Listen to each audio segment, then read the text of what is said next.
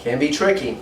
And the sellers always want to price the home more money because there's so much love and there's so much time they've invested. Family has grown up in the house, kids have grown up in the house, memories have been in the house. They put in granite countertops, they put in this, they put in that. And sellers always want more money for their house. Naturally, I get it. I'm a home seller myself. But the reality is that when an appraisal comes out, some of those things may come into effect, but at the end of the day, it's about square footage and rooms and year. So if you've over-invested $100,000 in upgrades in your house, you're not going to recoup the $100,000 to a finance buyer. It's going to have to be one of those very minute scenarios that someone's willing to pay you $100,000 above price to buy your property, which is very slim.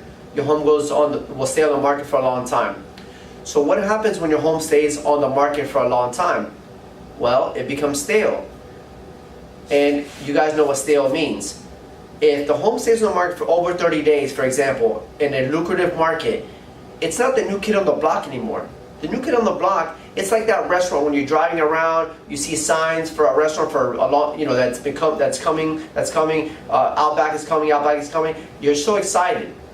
When it opens up, it gets flooded with people because it's a new kid on the block. It's something that wasn't there, and people want to check it out. Especially not an Outback because that's a big chain, but more so other restaurants that people are curious to see what the food is, how it's like.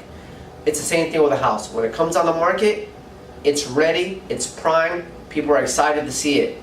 But if it's priced too high, nobody is seeing it. So after 30 days or after a while, buyers start to say, why is my property not selling? Or sellers start saying, why is my property not selling? And then buyers are thinking, what's wrong with that property that it's not selling? Is there something wrong with it? Does it have, are the sellers hard to deal with? Does it have issues, repair issues, appraisal issues, things like that? All types of stuff happens. And then you put yourself as a seller in a very negative position.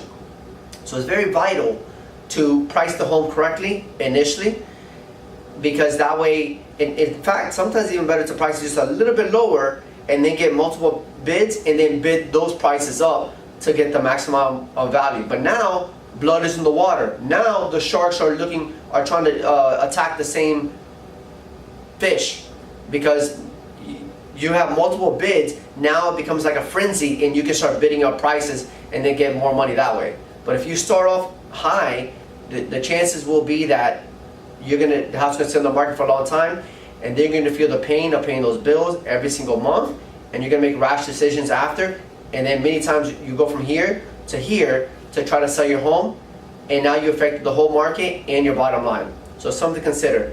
If you have any questions about this, please give us a call. The number is 813-421-3411.